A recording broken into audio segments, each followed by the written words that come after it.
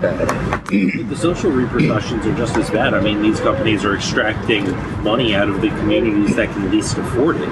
It takes, I mean, the article talks Sponges. about it's for an average $300 loan, they're paying $750 for it. So when they go and they cash a paycheck, they're getting themselves caught in a cycle. I mean, it was Jay was talking about that.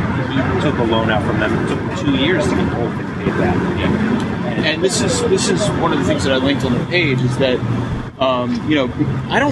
unfortunately I don't know how the law works because of course, like for a credit card, it's illegal to charge more than something like 30% interest. They lobbied for an exemption. But if you look at the payday loans and look at it on an annualized basis, the interest that you're paying, and they have to publish this, and it's on the AMSCOT website, if you annualize it, it's between 220 and 300% interest annually.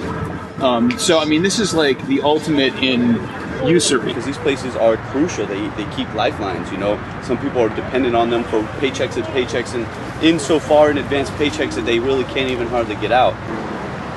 And there's more of them in lower income neighborhoods. It's only in lower income. Yeah, it's like you don't see that. It talks about how these payday lenders have been bought up. They were owned by publicly owned entities, but then were bought up by the private equity firms, essentially Bain Capital and Mitt Romney's thing, because of the tax shelter and the non-disclosure requirements that they get to hide behind, essentially. And to compare it to like a Shylock or like a loan shark is actually kind of insulting to loan sharks because you know, loan sharks like often be more accommodating to you in terms of like credit than they will be, you know. Yeah. I mean, and they're not necessarily like this huge usually loan sharks have X amount of money that they have put away. Now I'm not justifying how people make that money to be loan sharks or the methods that they use to collect their debts, but you're right, it's almost insulting to loan sharks to compare them to this, which is amazing. You have the actual book, huh? Unfortunately I can't loan it out, but I brought it so that people can see it. If you can get access to it through a library or if you can afford to buy a copy, I strongly recommend that book. I've only read, honestly, the first like 150 pages of it. But it's a social history of debt. And I guess the main thing that I've taken away from it at this point, well, two things. First, just what Jake already said, which is that once you depersonalize debt, once you turn it into money rather than something that you've, given to somebody, for example. I mean, we think about debt in two different ways, right? We think about monetary debt, cash, money that you give to somebody and then expect to be paid back. But we also think about like our debt to society or debts that we owe to our parents. These things that are kind of intangible and kind of infinite, right? And these are so. On the one hand, you have a debt that binds you to other people, that makes you responsible to them, and that makes you think about them as people. But when you talk about a financial debt, which just is like dollars and cents, it's like disconnecting them from you as people. So AMSCOT is, what Jake was saying is a good example of the difference between somebody who's a part of the community and loaning out money, even if maybe they're a little bit shady, versus an AMSCOT that is completely abstracted from the community that they're sending the money into, completely disconnected, looking at people only as dollars and cents.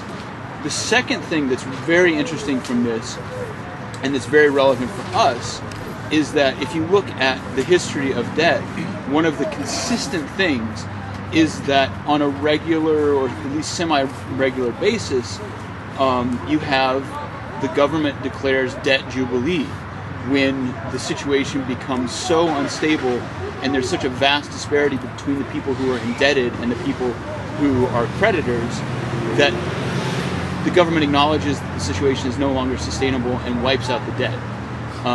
And kind of bankruptcy. When it's like a national bankruptcy or like a citywide bankruptcy. Why can't we just do that now? Why can't we just do that now? That's why they're rioting in Greece. That's what they want in Greece. And so the idea that you know, and that's why there's like this harsh crackdown, because that's a very dangerous idea. We have to. That's where all this hysteria about the government debt is coming from. Is the idea that we have to believe in this idea of, well, Iceland was loaned X amount of billions of dollars from England and the Netherlands, and they put it up for a referendum to the people. The people voted it down, and so they cut off credit from Iceland. But I mean, Argentina also defaulted on its debt about 10 years ago, and they're doing just fine. But what does credit do as far as what is its function in society, right? So you get this credit and this debt that you can't really get out of, and so it goes onto your credit report. Well, now people, just like people use SATs in order to filter who they want out of colleges or use all these different things, now you're filtering jobs, places to live, where you're allowed to live, cars, amounts of money you can spend on cars. I mean, the people use credit for almost everything. Now, what's your credit score?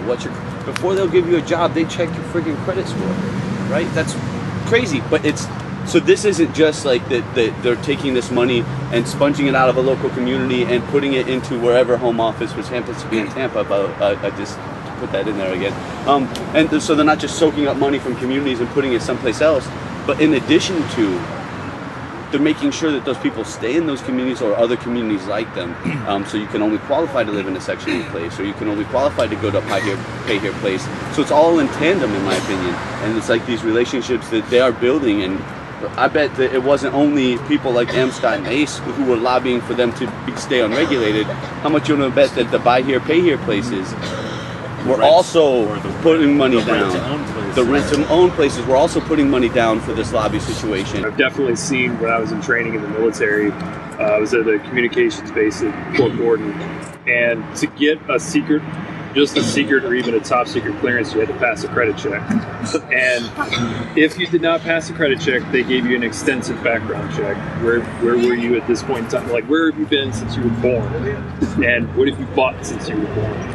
Just all this stuff. They just go extensively over your entire history, and then they help you raise your credit so that you're approved for your secret clearance. So, in the latter example, you're dealing with people who essentially have access to the resources of society, who are basically essentially granting of that access as a means of control.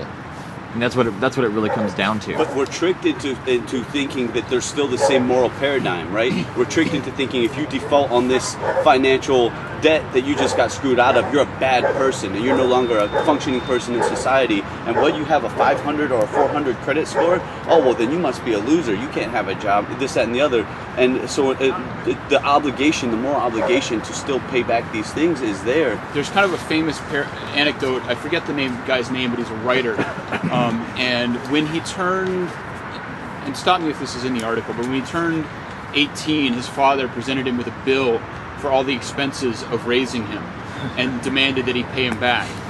And then this guy, whose name I forget, he actually did it. He paid his father back for the expenses of his own upbringing, but then he never spoke to his father again. And that's what a monetary debt is. A monetary debt is about, it's not about a relationship. It's about the opposite of a relationship. It's about, you owe me this much, and once it's back to me, we have nothing else to say to each other. Human beings didn't evolve to be by themselves. Like, not one human being can kill a woolly mammoth, right? Or anything else that we're dealing with. We don't have claws or crazy teeth. What we have is the ability to talk to one another and the ability to collaborate and work together, essentially. And there's a lot to be said for that. And that's been taken away from us, essentially. It even flipped around the terms when you're talking about debt and secured debt, unsecured debt. Secured debt are those with collateral, those monetary debts, and unsecured debt is those social debts, the favors that you owe people. And so they've completely flipped around the terminology even. You said that when it's only monetary debt, it's disconnected, and yet it's called secured. And the other way around is unsecured. And because capitalism consistently relies on perpetual expansion, that's why it's going to continually move into these further and further areas and continue to further and further, even in ways that we don't conceive of as being possible now. And so no matter how many regulations you set up, it's going to find new ways to colonize new areas and find new ways to sort of dispossess people of what, by nature and by rights should belong to them.